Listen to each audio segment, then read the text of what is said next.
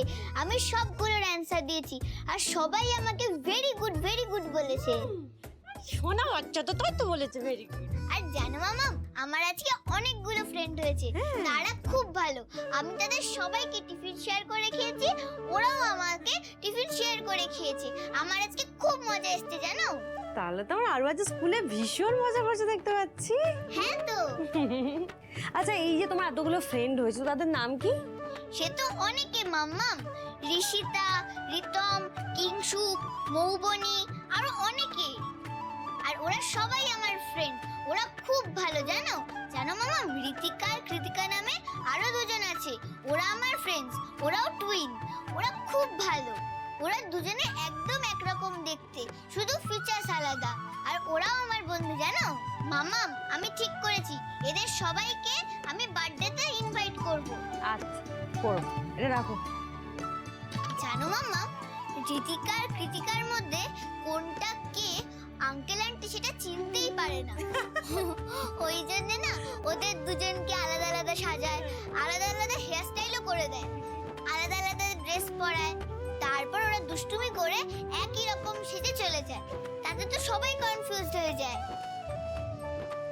আচ্ছা মাম্মা, তুমি যদি অন্যরকম সাজো তাহলে তোমাকে কি সুন্দর লাগবে না, কি মজা হবে।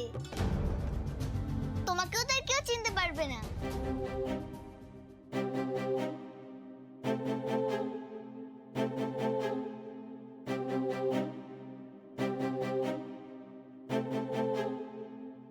কেন? আর বুঝি এই মামামকে আর ভালো লাগছে না, তাই না? না না, আমার মামাম তো বেস্ট। শুধু একটু সাজলে আরো ভালো লাগবে। আচ্ছা বেশ, একদিন সেজে দেখাবো, ঠিক আছে? এবার খুশি? কিন্তু মাম্মাম, জানো তো, আমার যদি একটা টুইনস ভাই বা বোন হতো তাহলে কি মজা হতো। কার টুইনের কথা বলা হচ্ছে শুনি? এই যে আপনার মেয়ের স্কুলের কোন বান্ধবীর ওই টুইন বোন আছে, যেটা দেখে ওর ইচ্ছা হয়, যেটা টুইন ভাই বা বোন চাই। সত্যি? কিন্তু বাবাই, জানো তো, ওরা বলল যে আমার নাকি আর টুইন হবে না, কারণ আমি তো আগেই জন্মে গেছি। ইনফ্যাক্ট একটা ভাই বা বোন তো হতেই পারতো, বলো বাবাই। ইনফ্যাক্ট এখন হতে পারে, টুইনসও হতে পারে, কারণ আমার ভাই বা বোন দুটোই তো চাই।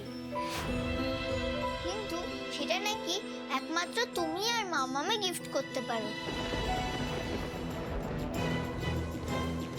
বলো না বাবাই, প্লিজ আমাকে ভাই বোন গিফট করবে তো? ওরা থাকলে কত মজা, কত খেলতে পারবো ওদের সঙ্গে। সারাদিন মজা করব। প্লিজ বাবাই, দাও না প্লিজ, একটা ভাই বা বোন দাও না আমার, প্লিজ বাবাই। বাবাই বাবাই প্লিজ আমাকে ওই গিফটটা দিয়ে দাও, আমি আর কিচ্ছু চাইবো না, প্লিজ বাবাই প্লিজ। সব সময় তোমার জেদ। যাও কি কুকে বলো ডিনার রেডি করতে, যাও।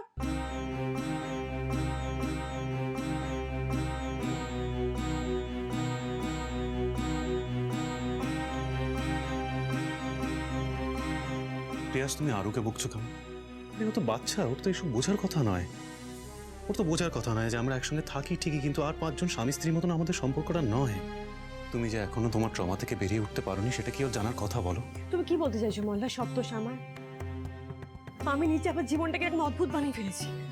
আজ 10 বছর ধরে আমার সাথে যা যা হয়তো সব কিছুর জন্য আমি দায়ী, সব ভুল আমার, জন্য সব দোষ আমার। না তিয়াস, না, এখানে কারোর কোনো ভুল, কারোর কোনো দোষ, এইসব কিছুই নেই।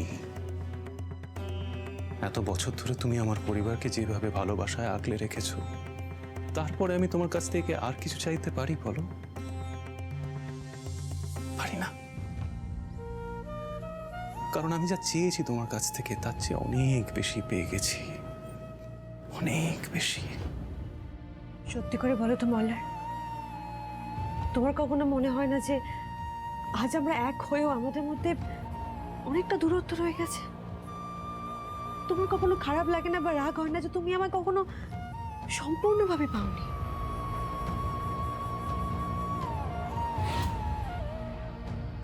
তোমার সময় দরকার, আর সেই সময়টা আমি তোমাকে আজ পর্যন্ত নিজের মন থেকে দিয়েছি, কেউ জোর করেনি আমার।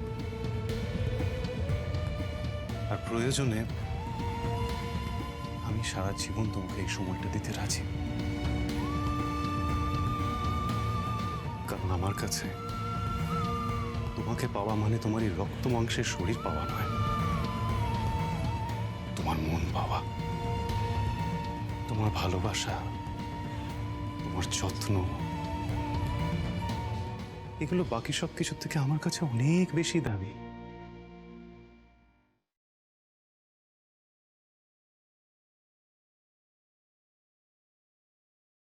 ইতিহাস আর যাই হোক, আমি এইটুকু জানি যে তুমি কোনোদিন আমাদের পরিবারকে ছেড়ে যাবে না। তা কেন, আমি জানি তুমি কোনোদিন ছেড়ে যেতে পারবেই না।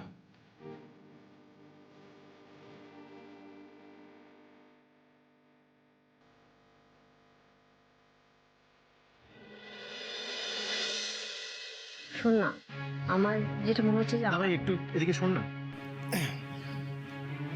বলছি পিসিমণি আর আরোহী বৌদির যে অর্গানিক ওই মশলার ফ্যাক্টরিটা আছে না, ওখানে কয়েকদিন ধরে না খুব সমস্যা হচ্ছে।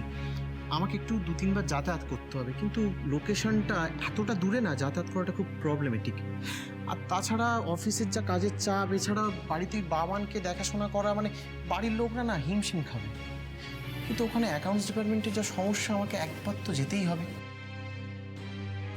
আমি যে ঠিক করেছি কি বলতো, টুবানকে নিয়ে কাল একেবারে চলে যাব। আর টুবান এমনিতেও ওখানকার ওই অ্যাকাউন্টস ডিপার্টমেন্টের হেড হিসেবে জয়েন করছে। মানে তোর এতে কোনো আপত্তি নেই তো? আরে ধুর বাবা, আমার আপত্তি থাকবে কেন? বরং আমি তো বললাম যে টুবানের থেকে বেটার ক্যান্ডিডেট আমরা কেউ পেতামই না। আরেকটা কথা ছিল দা ভাই, বলছি মানে এমনিতে আমাদের ফ্যাক্টরিতে সব ঠিকই আছে, কিন্তু তাও যদি তুই মানে একবার সময় করে রমিতু, মানে প্লিজ না না না না, প্লিজ আমাকে না, তুই কাকাইকেই বল না, আমাকে এর মধ্যে টানিস না প্লিজ। না, ভাস্কর যেতে পারবে না। আরে ওই দর্শনা আর বিদিশাকে নিয়ে ভাস্কর প্যাথোলজিক্যাল ল্যাবে যাবে। তুই তো জানিস বিদিশাকে ধরে বেঁধে না টেস্ট করাতে নিয়ে গেলে ও কোনো টেস্ট করাবে না। এমনিতেই কারোর কথা না শুনতে শুনতে শরীরে যত্ন না নিতে কি করেছে দেখেছিস সেটা ভালো করে। একটু সামলে দে না বাবা এবার। শুনি কেন তুমি আমাকে জোর করছো বলো তো? তোমরা সবাই খুব ভালো করে জানো এসবের থেকে আমি নিজেকে অনেকদিন আগে সরিয়ে নিয়ে এসেছি, তারপরও পিসুমনি তুমি তোকে কি করে জোর করছো? বলা হয় না, কখনো বলা হয় কি? আর তাছাড়া তুই তো বলেছিলি একটা সময় যে ব্যবসার কাজে কখনো যদি দরকার পড়ে তুই কাজ করে দিবি। বাড়িতে বসেও তো ফাইল টাইল দেখিস নাকি, অফিসে কাজ করিস তো, একদিন সাইটে গেলে কি এমন অসুবিধা হবে? আচ্ছা ঠিক আছে, আমি কাল বাবানকে আর অংশুকে স্কুলে দিয়ে ওখান থেকে বেরিয়ে যাবো তাহলে। রইলে থ্যাংক ইউ।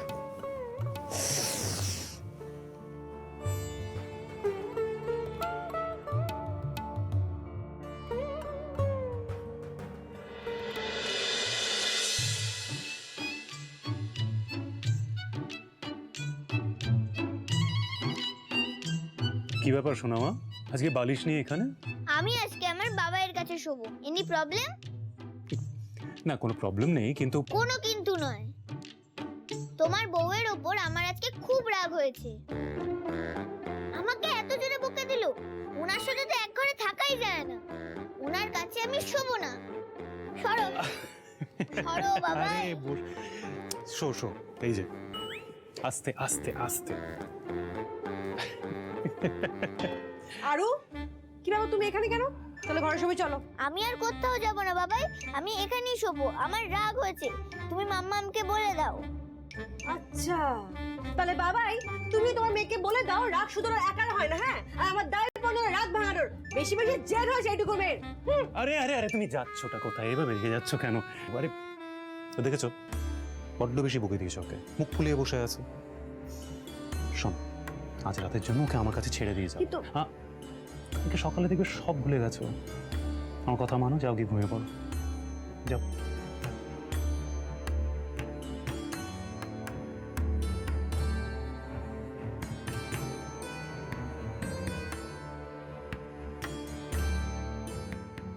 তাহলে এবার গল্প বলা যাক। এক দূর দেশে এক ছিল রানী, তার একটা মিষ্টি মেয়ে ছিল। সে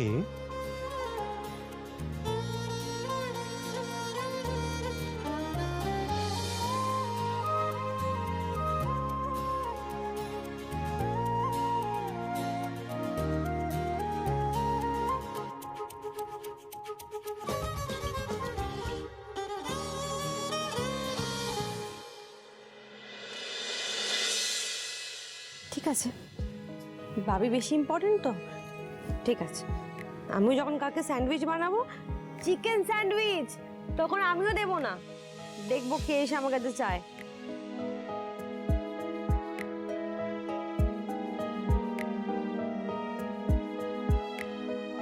আচ্ছা মাম্মা, তুমি যদি অন্যরকম সাজো তাহলে তোমাকে কি সুন্দর লাগবে না, কি মজা হবে।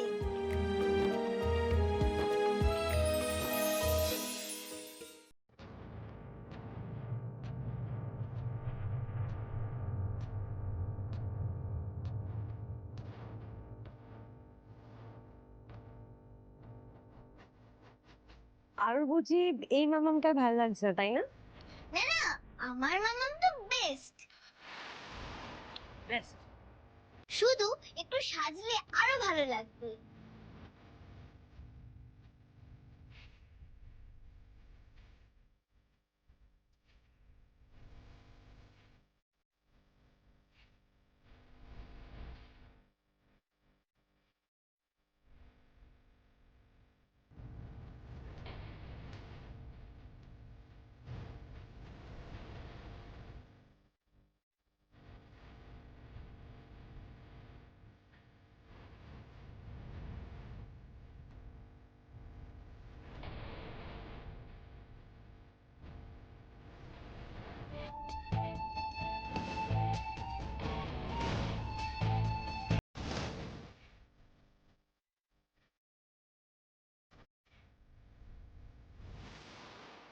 কিন্তু ডক্টর শালিনী, এই সিচুয়েশনের মধ্যে একটা ওয়ে আউট তো বার করতেই হবে, বলুন।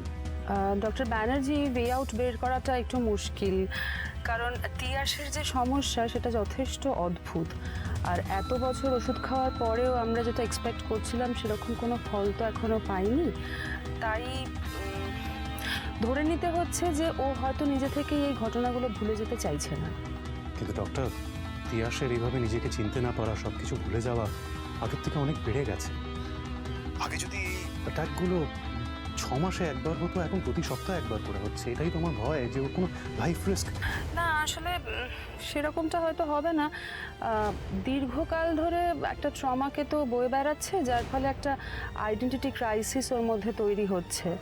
আর সে কারণেই ও মাঝে মাঝে ঠিক অন্য মানুষ হিসেবে নিজেকে দেখতে পাচ্ছে, এবং সেই মানুষটার রূপে ও নিজেকে রাঙিয়ে নিচ্ছে, বুঝতে পারছেন?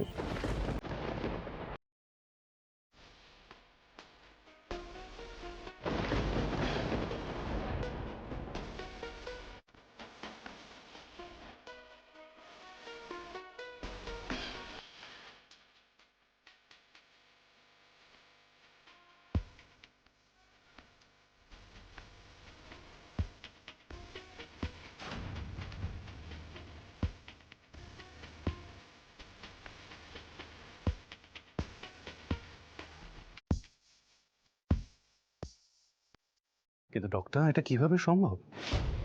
একটা মেমোরি লস থেকে অন্য পার্সোনালিটিতে শিফট করবে কেন?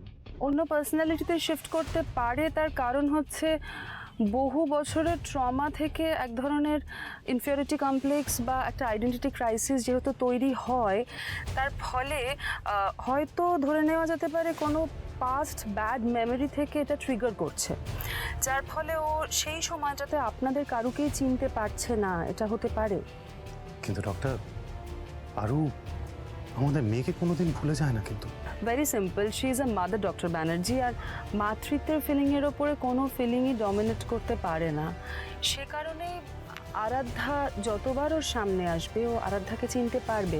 বাট ডক্টর ব্যানার্জি, আমাদেরকে একটা বিষয় খেয়াল রাখতে হবে যে ওর আসল পরিচয়ের ওপর ওর কোনোভাবেই যেন এই ভেবে নেওয়া চরিত্রটা ইনফ্লুয়েন্স করতে না পারে। মানে একটা সাবকনশিয়াস মাইন্ডে ওর তো চরিত্র খেলা করছে, সেই চরিত্রটা যেন ওর আসল পরিচয়ের ওপর এফেক্ট করতে না পারে। তাহলে কিন্তু ও যে কোনো সময় যে কোনো রকমের ঘটনা ঘটাতে পারে, যেটা ফিউচারের জন্য খুব খারাপ হতে পারে।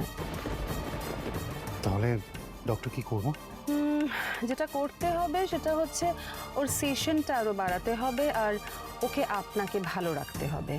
ইভেন ও এখন যে বর্তমান জীবন। না তিয়াস, আমি তোমার কোনো ক্ষতি হতে দেব না। তুমি যে তিয়াস ব্যানার্জি, অন্য কেউ নও, সেটা আমি তোমাকে ভুলতে দেব না তিয়াস, ভুলতে দেব না।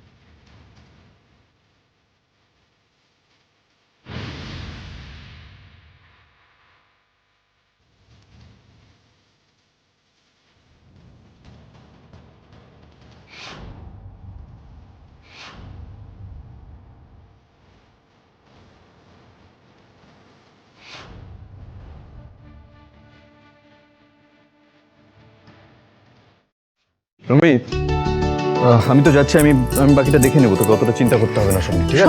শোন, ভাস্কররা বেরিয়ে পড়েছে, তোরা ঝটপট বেরিয়ে পড়। আর ওই অ্যাকাউন্টসের ফাইলগুলো ওগুলো নিয়ে যেতে ভুলে যাস না বাবা। এই যে এখানে আমি সব নিয়ে নিয়েছি, ঠিক আছে? তোমাকে অত চিন্তা করতে হবে না। অংশু, বাবান, হয়েছে তোমাদের? রেডি তোমরা? চলো বেরোবো তো। আমি রেডি পাপাই। বাহ, গুড। আমিও রেডি জ্যাঠাই। সব বাস, যাও তাহলে চটপট ব্যাগটা নিয়ে নাও। হ্যাঁ চলো। পাপাই, তুমি বেরোনোর আগে না আমি তোমায় কিছু দেখাতে চাই। কি এটা? তুমি নিজেই দেখো না।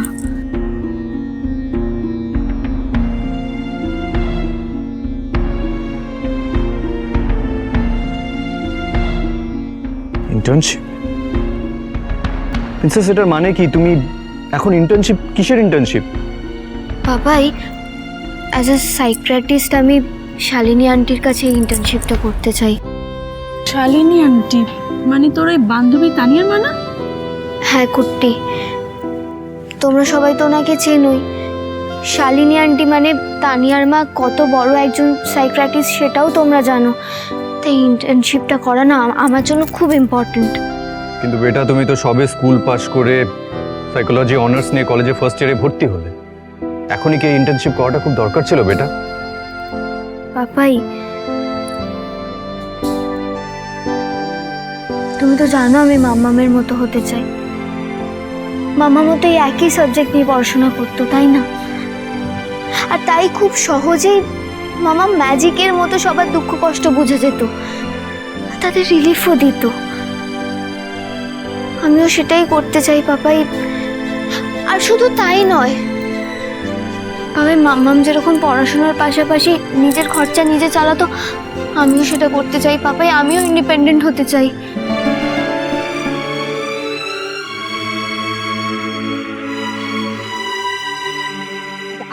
আমি বলছি কি আরু, এক্ষুনি তো এগুলো করবার কোনো দরকার নেই। মানে পড়াশোনাটা তো এখনো শেষ হয়নি, এটা তো নেসেসিটি নয়। হ্যাঁ, মানে আমাদের তো কোনো কিছুর অভাব নেই, তাই না? রমি, অভাব নেই ঠিকই, কিন্তু মামাম সবসময় বলতো যে মানুষের কাজই তার পরিচয়। আমিও না নিজের যোগ্যতায় কিছু করতে চাই। ছোট থেকে মামা যা যা শিখিয়েছে সেগুলো কাজে লাগাতে চাই আমি। তোমরা প্লিজ আমায় একটু হেল্প করো, প্লিজ সাপোর্ট করো আমায়।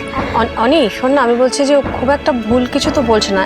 আই মিন মেয়েটার কথায় কিন্তু লজিক আছে।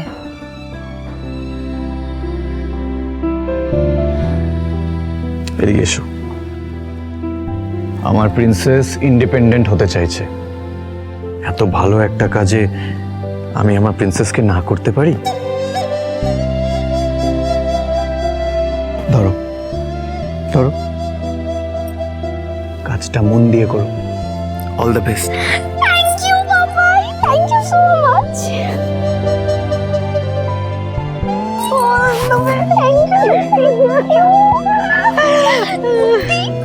বাবাই রাজি হয়ে গেছে।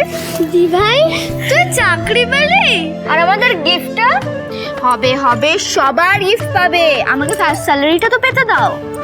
আমি কিন্তু ফ্রাইড রাইস, চিলি চিকেন আর 2-in-1 ফ্লেভারের আইসক্রিম খাবো। আমি মাটন বিরিয়ানি, চাপ আর কেশর পেস্তা আইসক্রিম খাবো। আচ্ছা ঠিক আছে, আগে তো আমি কাজটা করি, তারপর সবার সব হবে। আরে বাবা রে, সব হবে।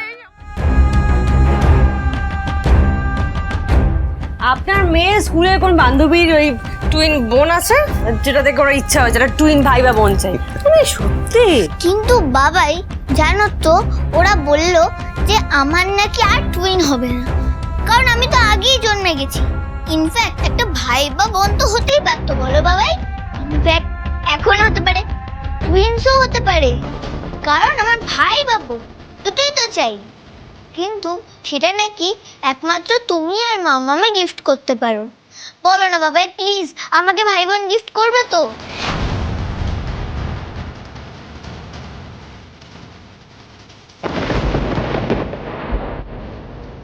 অংশু, আরাধ্যা।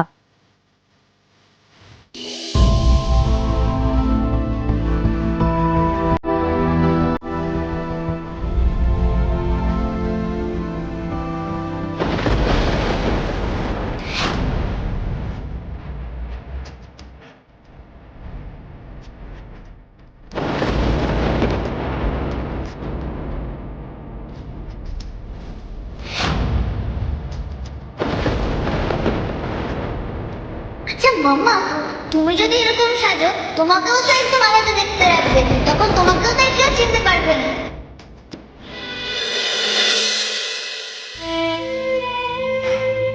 আজকে এত বছর পর কাজের জন্য বেরিয়ে বেশ ভালোই লাগছে। আমি জানি পিসিমণি আর রমিত ইচ্ছে করেই আমার উপর এই দায়িত্বটা চাপিয়ে দিয়েছে, যাতে আমার মনটা একটু হালকা হয়। আরোহীও বলতো কাজ মানুষের অনেক ক্ষত ভরিয়ে দেয়। আই মিস ইউ আরোহী, আই রিয়েলি মিস ইউ।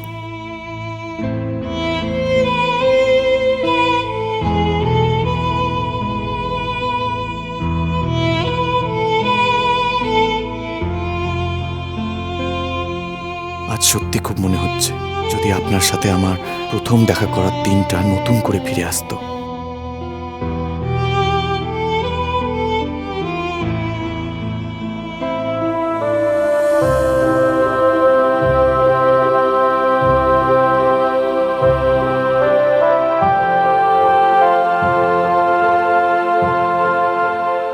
যদি আবার সবটা নতুন করে শুরু হতো, তাহলে কিন্তু এবার আমি আর আগের মতন ভুল করতাম না, প্রথম থেকেই আঁকড়ে ধরতাম আপনাকে।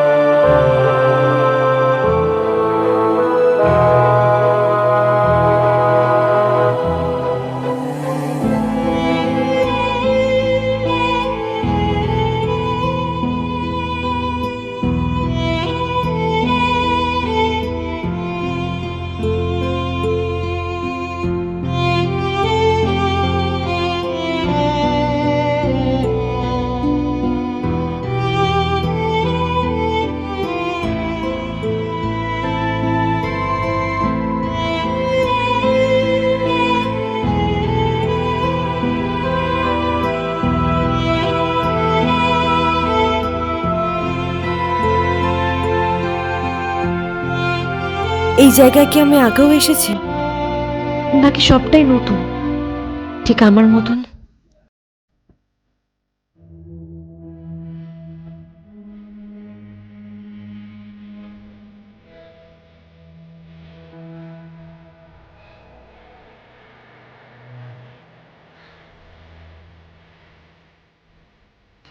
হাই।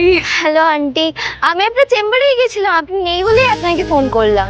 ও সরি আরোহী, অ্যাকচুয়ালি আজকে আমার একটা এমার্জেন্সি হাউস ভিজিট ছিল, ওখান থেকেই ফিরছি। আজকে আর চেম্বারে গেলাম না, তাই তোমাকে এখানে ডেকে পাঠালাম, একটা কাজই অবশ্যই। ও বলুন না, কি কাজ? আসলে তোমার কথা আমি আমার মেয়ে তানিয়ার কাছে অনেক শুনেছি। এই যে তোমার নিজের পায়ে দাঁড়ানোর ইচ্ছেটা, একটা ভালো কাজ করার ইচ্ছে, এটা শুনে কিন্তু আমি ভীষণ খুশি হয়েছি। Thank you aunty, thank you so much, আমাকে এত বড় একটা সুযোগ দিলেন আপনি। তা না, তুমি অবশ্যই এটার জন্য পোটেনশিয়াল, সেই জন্যই তো তোমাকে এই কাজটা দিয়েছি না। আর তাছাড়া আমি জানি আজকে তোমার ফার্স্ট ডে, কিন্তু কি করবো বলো, এরকমভাবেই তোমার সঙ্গে দেখা করতে হলো এরকম একটা সিচুয়েশনে। কিন্তু একটা কথা, অ্যাজ অ্যান ইন্টার্ন তোমাকে কিন্তু একটু বেশি করে খাটতে হবে। নিশ্চয়ই আন্টি, আমি রাজি। গুড। এবার তোমাকে বলি কাজটার কথা।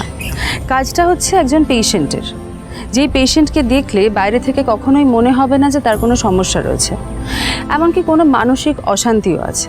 তার একটা সংসার রয়েছে, সেখানে তার স্বামী আছে, মেয়ে আছে, শাশুড়ি আছে, একটা কমপ্লিট হ্যাপি ফ্যামিলি। কিন্তু তার মনের ভেতরে একটা অদ্ভুত ঘটনা ঘটছে। কখনো কখনো মনে হয় সে তার নিজের অজান্তেই একটা পুরনো কোনো আবছা ঘটনাকে আঁকড়ে ধরে বেঁচে আছে, যেটা এখন আর একেবারেই নর্মাল পর্যায়ে নেই, যার ফলে সে মাঝে মাঝেই একটা অন্য জগতে চলে যায়। ইভেন 10 বছর ধরে আমি আর ট্রিটমেন্ট করছি, মেডিকেশনে অ্যাজ সাচ কোনো কাজ করছে না।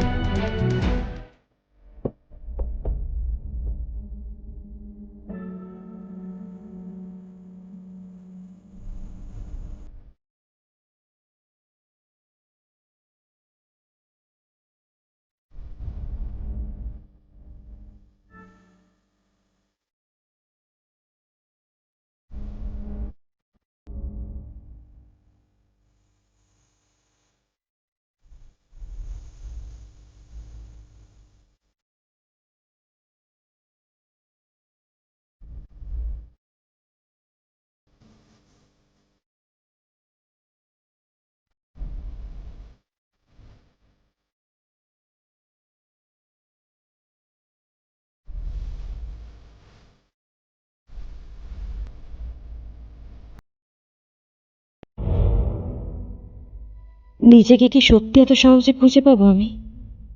কে আমি? কি আমার পরিচয়? আমি কি একা? হয়তো তাই, ঠিক এই ছবির মেয়েটার মতন।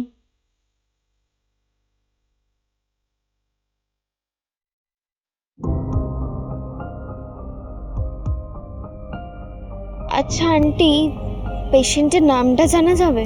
হ্যাঁ নিশ্চয়ই, শি ইজ মিসেস ব্যানার্জি। আসলে ওর জীবনে একটা জটিল জট পাকিয়ে গেছে, আর সেই জটটা আমাদেরকে ছাড়াতে হবে। তোমার হেল্প চাই সেটার জন্য। আপাতত ট্রিটমেন্টের জন্য যা যা দরকার, যা যা ইনফরমেশনস দরকার, সেগুলো আমি তোমাকে দেবো। তুমি বাড়িতে বসেই সমস্ত রকমের রিসার্চ করতে পারবে। এটা রাখো। এটার মধ্যে ওনার পাস্ট রেকর্ডসের সমস্ত ফটোকপিজ রয়েছে, তুমি এখান থেকে সব ইনফরমেশনস পেয়ে যাবে। আর বাকি যা যা প্রয়োজন, যেরকম হেল্প চাই, তুমি জাস্ট আমাকে একটা কল করবে।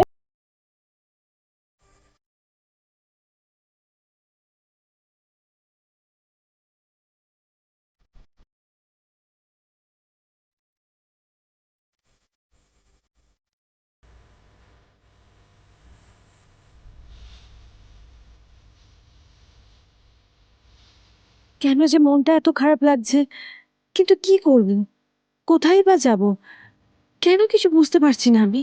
কেন যে এত দিশেহারা লাগছে সেটাও তো বুঝতে পারছি না।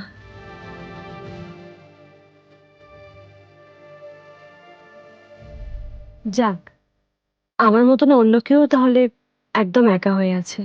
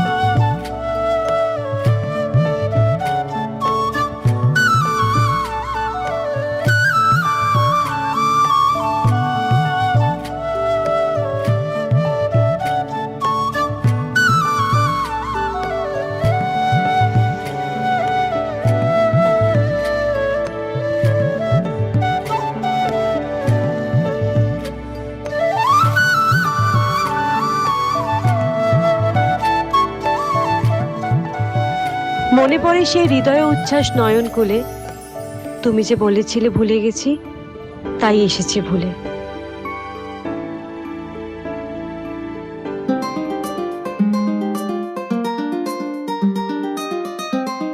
কে রে, সন্ধ্যে তো হতে চললো, তোর কাজ এখনো শেষ হয়নি, কখন ফিরবি? আরে এই তো ফিরছি পিসিমণি। আচ্ছা পিসিমণি, তুমি আমাকে একটা কথা বলো তো, সব সময় আমাকে নিয়ে এত টেনশন করো কেন বলো তো? না, টেনশন করবো না, যা সব কাণ্ড বাঁধাও তুমি, তোমায় একা ছাড়তে আমার ভয় করে। তাড়াতাড়ি ফেরতো, না হলে না আমার চুলগুলো চিন্তা চিন্তা পেকে যাচ্ছে। আচ্ছা আচ্ছা ঠিক আছে, তাহলে আমি এক কাজ করি বলো, আমি ফেরার সময় 2 প্যাকেট কলপ নিয়ে ফিরি তোমার জন্য। হ্যাঁ, ও পিসিমণির সঙ্গে মশকরা করা হচ্ছে। তুই বাড়ি ফের, দেখ কেমন কানটা মূল একবারে ছিঁড়ে নেবো। তাড়াতাড়ি আয় বাড়িতে।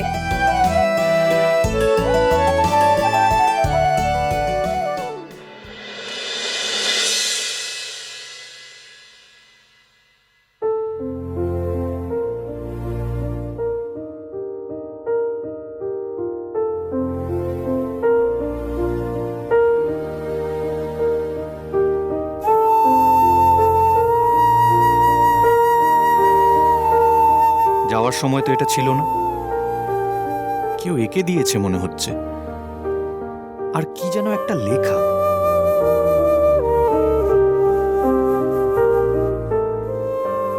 মনে পড়ে সেই হৃদয় উচ্ছ্বাস নয়ন কুলে, তুমি যে ভুলেছ, ভুলে গেছি তাই এসেছি ভুলে।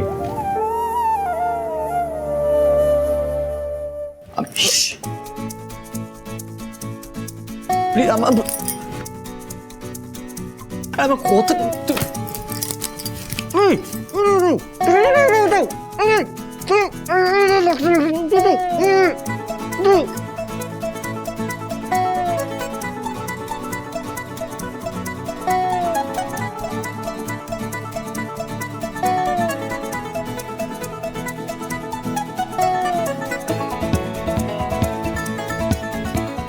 মেঘ জমেছে বুকের মাঝে, মন আকাশ তাই ভারী, খুলবো না মুখ, হয়েছে যে আজ আড়ি।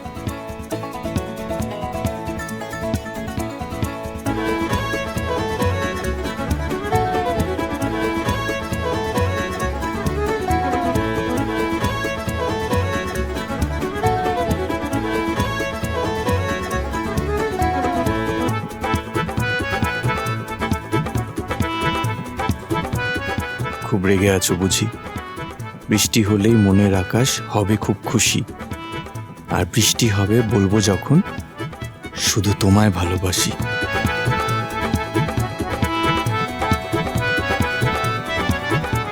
এইবার আর ক্ষমা পাচ্ছ না তুমি, জন্মের মতো নারী।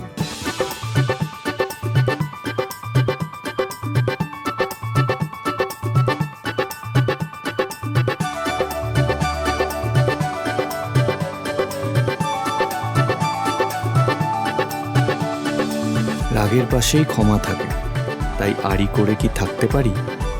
চাইছি যখন ক্ষমাখানি।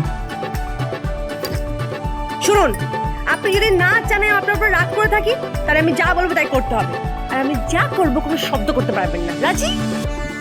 কি খুব না? এত বছর পর এমন একটা কবিতা দেখে আর লোভ সামলানো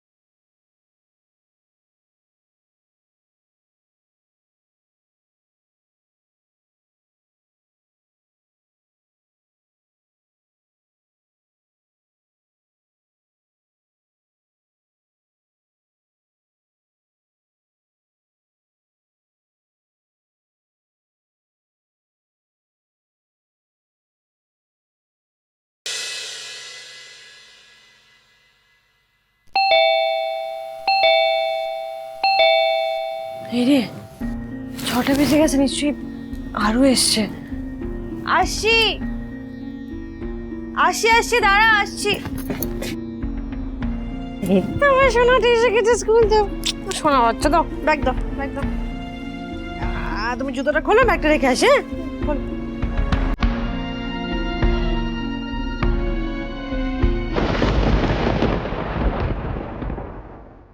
দেখি এই জামা কাপড়গুলো এখানে কে বার করলো? একটু ঘুমিয়েছে তার মধ্যে। এই ব্যাগটা, এই ব্যাগটা,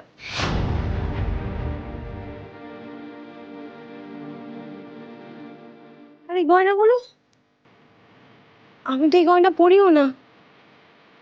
কি যে হচ্ছে না আমার সাথে।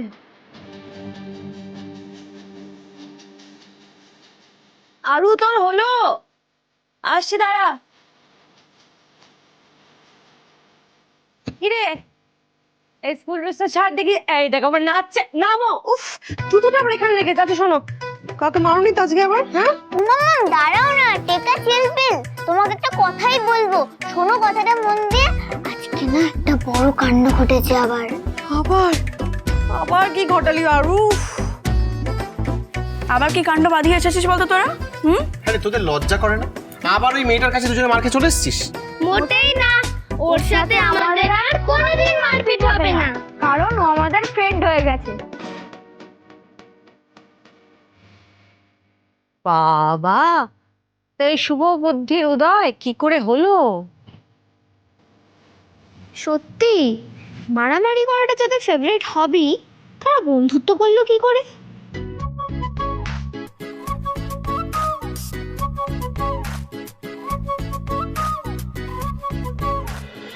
হঠাৎ করে ফ্রেন্ডশিপ হয়ে গেল, যদিও প্রথমে ফাইটই হচ্ছিল, পুরো হাতাহাতি। আরু তুই কি করিস বলতো? স্কুলে গিয়ে আমার না তোকে নিয়ে খুব চিন্তা হয়। উফ বাবা। না না, ঠিকই আছে মাম্মাম, কিন্তু জানো তো মাম্মাম, যখনই আমার বন্ধু অংশুটার টিফিনটা পড়ে গেল না, তখন আমার খুব স্যাড লাগলো। তাই আমি তো ভাবতেই পারিনি ও নিজে ওর টিফিন থেকে আমাকে লুচি আলুর দম এনে দেবে। আর তোমরা কিছু শেয়ার করোনি বাবা নংশু? করেছি তো, আমার চিকেন স্যান্ডউইচটা শেয়ার করেছি। অংশুর মামার মতো, আর জ্যাঠান ও তোমার মতো খেতে ভালোবাসে।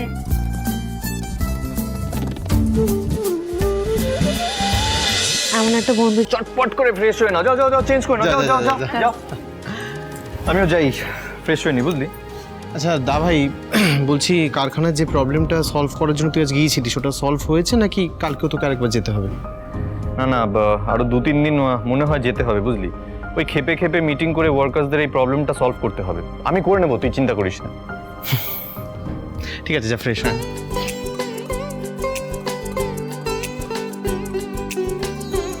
অনেক এভাবে কাজে ইনভলভ হতে দেখে আমার সত্যি খুব ভালো লাগছে। ঠিক বলেছো পিসিমণি, তাই না? যে কবিতাটা লিখেছে সে কি কিছু উত্তর দেবে আবার? কালকে গিয়ে দেখতে হবে।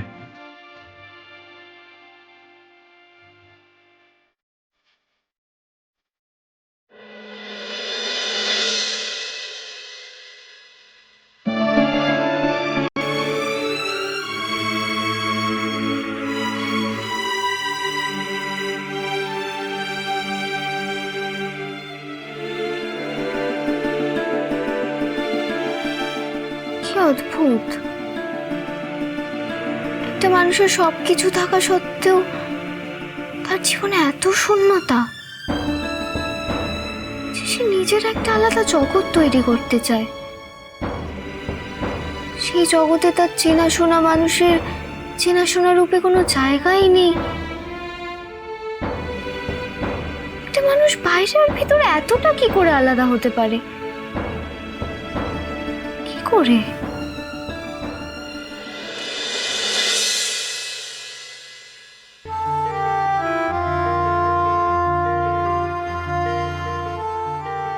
তিয়াস, তিয়াস, তিয়াস।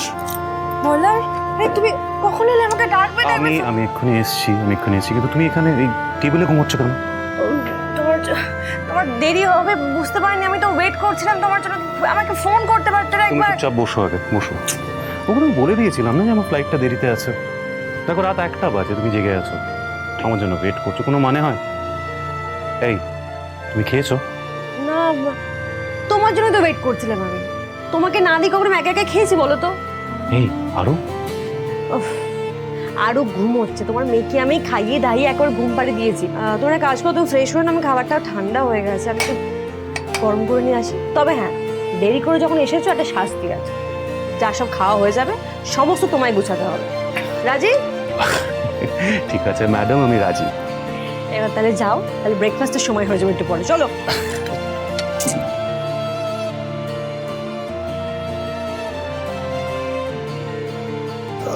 কি খিদে যে পেয়েছে। Thank you. এই যে খাও। হ্যাঁ খাচ্ছি, এই যে ওটা। জানো তো আজকে আমি একটা অ্যাওয়ার্ড পেয়েছি। হ্যাঁ, ওয়াও, কোথায় আমাকে দেখাও না। আমি তো লাগেজে আছে, আমি ভাবছি কাল সকালে আরুকে দেখে সারপ্রাইজ দেবো। Very good, congratulations doctor Malla Banerjee. Thank you Mrs Tiyas Banerjee.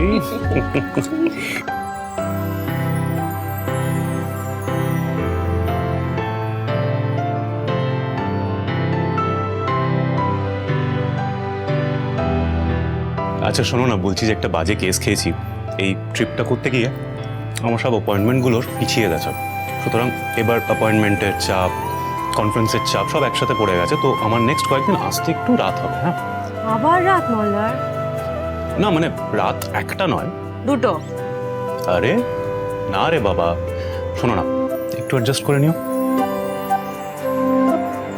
কি আর করবো, অ্যাডজাস্ট তো করতেই হবে, ডাক্তারের বউ বলে কথা। এ বাবা রে, এ তো দেখছি মা মেয়ের চেয়েও বড় হিরোইন। না আমি হিরোইন, আমি হিরোইন, আমি হিরোইন, আমি হিরোইন।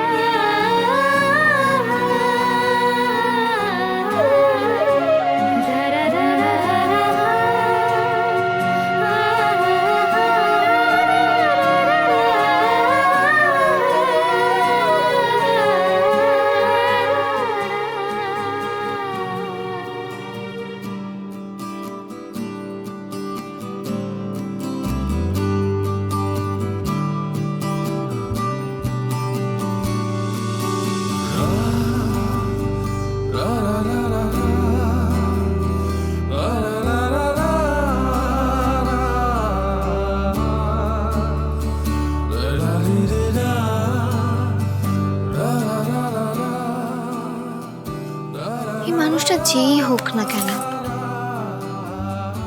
খুব কষ্টে আছে সে। ঠাকুর ঠাকুর, তুমি প্লিজ তার সব দুঃখ কষ্ট দূর করে দাও। তাকে একটা সুস্থ স্বাভাবিক জীবনে ফিরতে সাহায্য করো তুমি।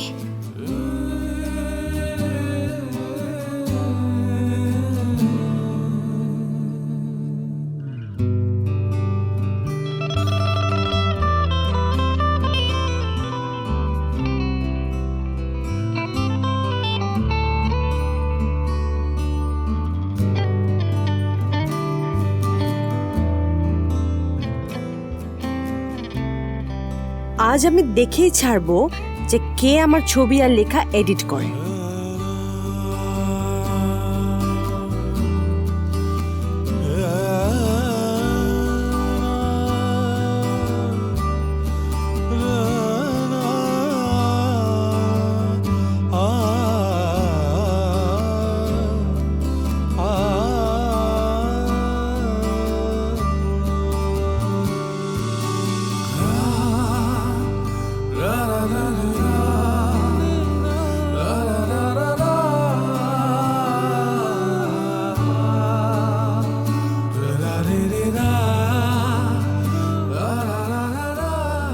কে এই শুভাকাঙ্ক্ষী? আমিও দেখি একবার।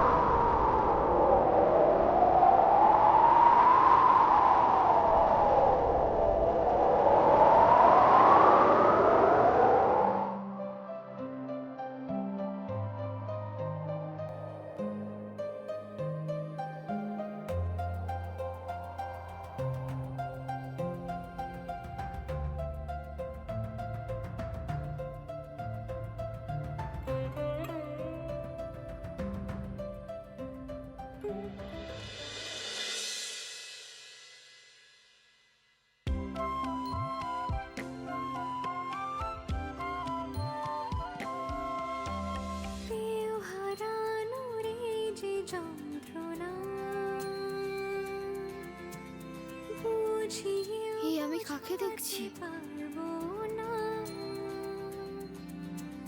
না থেকেও সবেতে আছে মা, পেলে আর হারাতে দেব না। আমি জানি তুমি ফিরবে ঠিকই সেই আমার কাছে, বলতে যা পারিনি আগে সব বলার আছে। তোমাকে দূরে যেতে দেব না, দেব না।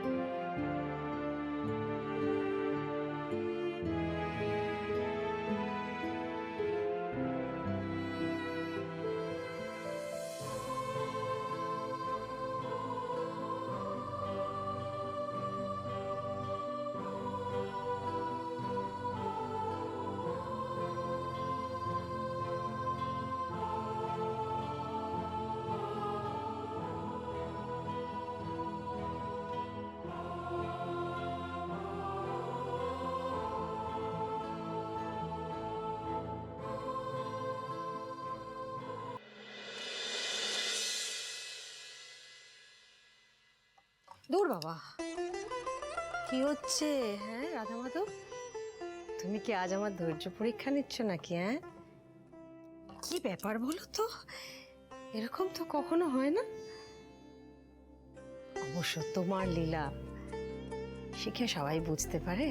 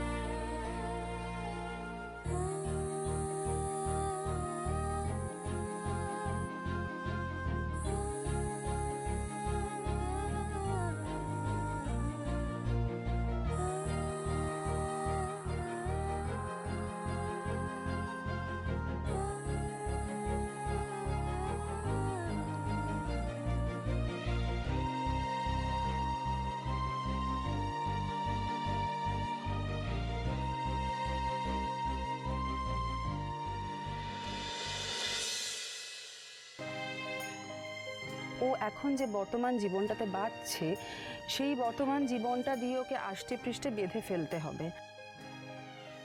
আমি তোমাকে আর কষ্ট পেতে দেবো না তিয়াস। আমার সবটুকু দিয়ে আমি তোমাকে সুস্থ করে তুলবই। যে করেই হোক, তোমার স্মৃতি হারানোর যন্ত্রণা, সমস্ত ট্রমা, সব দুঃখ থেকে আমি তোমাকে বের করে আনবই।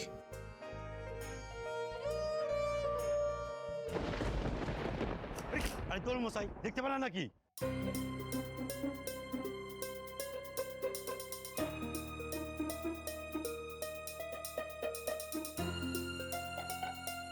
তিয়াস,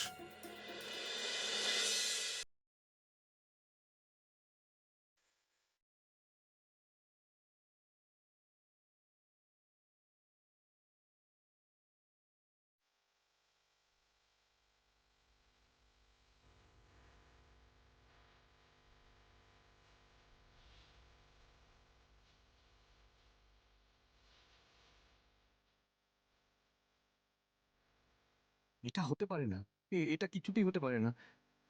এ কি দেখছি আমি? কি করে সম্ভব এটা? না না না, এটা কিছুতেই হতে পারে না। আমি বোধহয় ভুল দেখছি।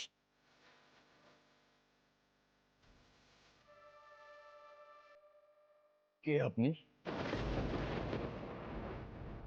আপনি কে?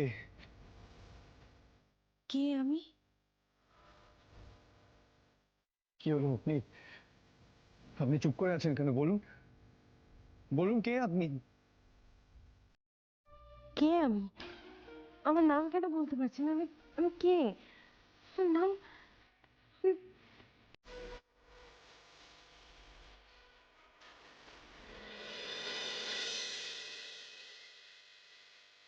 আমি শোনাই না।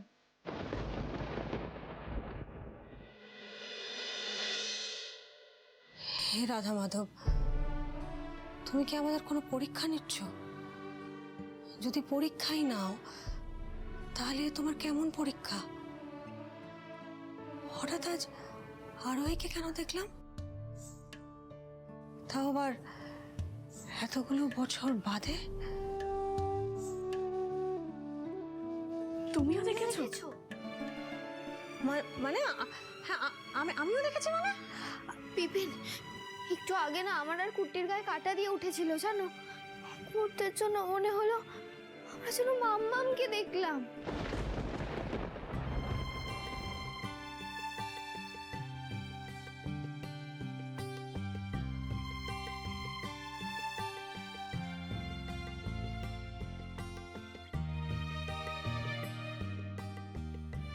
ইস, কত দেরি হয়ে গেল, এখনো আমার রান্না হলো না। কখন যে ওরা খাবে আর কখন যে একটু জিরোবে কি জানি। এই বাবানটার জন্য না আমি এত স্লো হয়ে গেছি।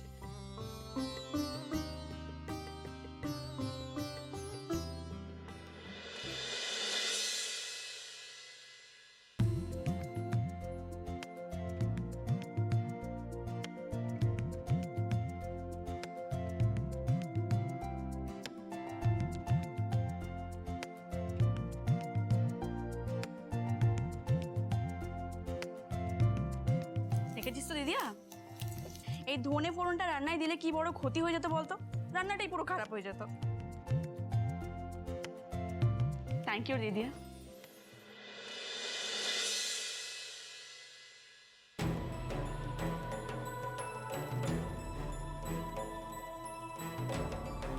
দিদিয়া,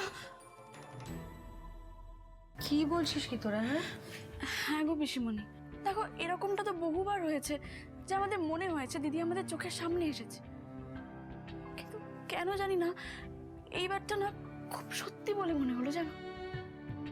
বারবার মনে হচ্ছে দিদিয়া যেন সত্যিই বেঁচে আছে। বিপিন, বিপিন আজ এরকম কেন হলো গো? কেন মাম্মামের অস্তিত্বটা আজ আজ বাস্তব বলে মনে হচ্ছে? কেন মনে হচ্ছে হাত বাড়ালেই মাম্মামকে ছুতে পারবো? সত্যি তো আমারও তো তাই মনে হচ্ছে। মনে হচ্ছিল যে আজ আরোহীকে ছুতে পারবো। কেন এরকম মনে হবে? আমরা কি তাহলে গুরুদেবের বলা কথাগুলো কোথাও একটা মেনে নিয়েছি? আরোহী আমাদের লাইফে এখনো এক্সিস্ট করে। কোথাও একটা মনের মধ্যে কি আশা বেঁধেছি যে আরোহী একদিন সত্যি সত্যি ফিরে আসবে। জানি না রাধা মাধবের কি ইচ্ছে,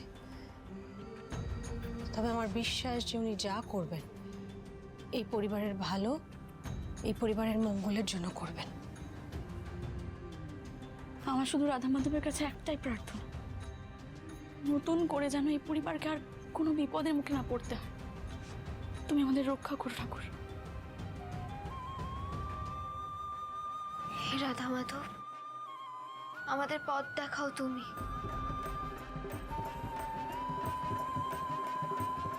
আর একটা কথা তোদের কারোর খেয়াল আছে কিনা আমি জানি না, কিন্তু আমার যখনই এই কথাটা মনে পড়ে না, আমার ভেতরে একটা ভয় কাজ করে, আমি খুব অস্থির হয়ে পড়ি। কি ভাই পিসিমণি? গুরুদেব আমাদেরকে আরও একটা কথা বলেছিলেন। কি কথা বিপিন? গুরুদেব বলেছিলেন যে এই বছরটা নাকি অংশু আর আমাদের সবার জন্য খুব ক্রিটিক্যাল। আমাদের জীবনে নাকি একটা বড় ঝড় আসতে চলেছে, যেটা অনেক কিছু উলটপালট করে দেবে। আমি সত্যি জানি না রাধা মাধব আমাদের জীবনে কি ঝড় আসতে চলেছে, কিন্তু যে ঝড়ই আসুক তুমি আমাদের সেই ঝড় সামলানোর শক্তি দিও। আমাদের মনের মধ্যে যত অস্থিরতা আছে তুমি সেটা দূর করে দিও ঠাকুর।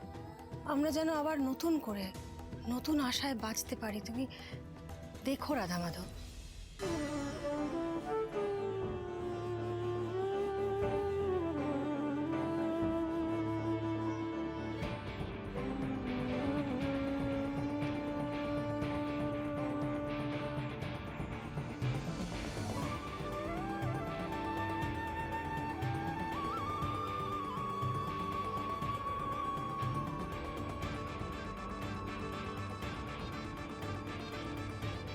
বিপিন, বিপিন, মাম্মাম না সবসময় বলতো জানো, ঠাকুর আমাদের সব প্রার্থনা শোনে। এই ফুলটা কি তাহলে আশীর্বাদের মতো বিপিন? সেটারই কি ইঙ্গিত? আমার না মনে হচ্ছে বিপিন এবার ভালো কিছু একটা হবে, তুমি দেখো। তাই যেন হয় ঠাকুর, তাই যেন হয়। আপনার নাম শুনয় না? হ্যাঁ, কেন আপনার কি আমাকে অন্য কেউ বলে মনে হচ্ছে? হ্যাঁ। আপনি তাহলে ভুল চিনেছেন আমায়। আর আপনি একটা কথা বলুন তো, এভাবে ধরলেন কেন আমাকে শুনি? আর তখন থেকে হাঁ করে কি দেখছেন আমার দিকে? আপনি কে? আমি অনিরুদ্ধ রয় চৌধুরী। আপনি কেন আমায় চিনতে পারছেন না? অদ্ভুত তো, আমি আপনাকে চিনব কি করে? কখনো দেখিনি, কথা বললি না, জান না পেহচান।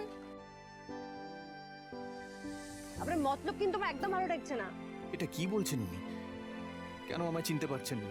এই 10 বছরে কি উনি ভুলে গেলেন আমায়? নাকি এটা সত্যি আরোহী নয়, কিন্তু সেই এক মুখ, এক চোখ? আমি আমার আরোহীকে চিনতে কি এত বড় ভুল করতে পারি? একে তো এতদিন ধরে আমি যা আঁকছি, যা লিখছি, আপনি সেটা কাউন্টার করছেন, আজ আপনি আমার সাথে কমিউনিকেট করার চেষ্টা করছেন।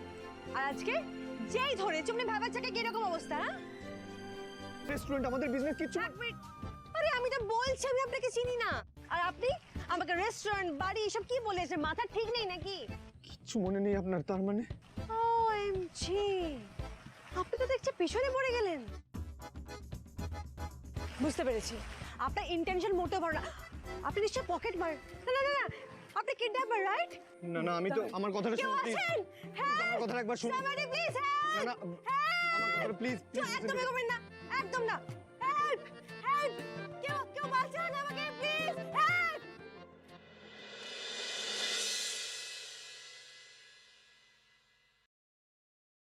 আসতে না জানিয়েই চলে এলাম। ও মা, না না, ছিছি কি বলছেন? আসবেন বই কি? হ্যাঁ আন্টি, সব কেন বলছেন আপনি? তবে আমি তো আজকে যেতামই আপনার ওখানে। আপনাকে হঠাৎ এখানে দেখে আমি মানে কিছু আর্জেন্ট হয়েছে? না না, একদম সেরকম কিছু নয়। আসলে আমি এখান থেকেই যাচ্ছিলাম, তাই ভাবলাম একবার তোমার সঙ্গে দেখা করে যাই, আর কিছু কথাও বলার ছিল। তোমাকে যে কেস ফাইলটা দিয়েছিলাম সেদিন, ওটা কি তুমি স্টাডি করেছো? Any update? পড়েছি আন্টি, তবে কেস ফাইলটা না খুব অদ্ভুত। মানে মানুষ একটাই, কিন্তু তার মধ্যে দুটো সত্তা কাজ করছে। না, ঠিক দুটো সত্তা নয়। উনি এখন যে কন্ডিশনে রয়েছে তাতে নিজেকে নতুনভাবে উনি সবার সামনে নিজেকে তুলে ধরতে পারে, কারণ ওনার মেমোরিতে এখনো ট্রমাটা রয়েছে। আর ট্রমাটা ওনার কাছে একদম অস্পষ্ট। উনি নিজেই জানেন না উনি কি খুঁজছেন। এরকমও হয়? কি প্যাথেটিক না মেয়েটার লাইফটা। আসলে আমাদের ব্রেনটা সত্যিই খুব অদ্ভুত একটা জিনিস। এটা সম্পূর্ণভাবে ব্যাখ্যা করাটা সত্যিই অসম্ভব।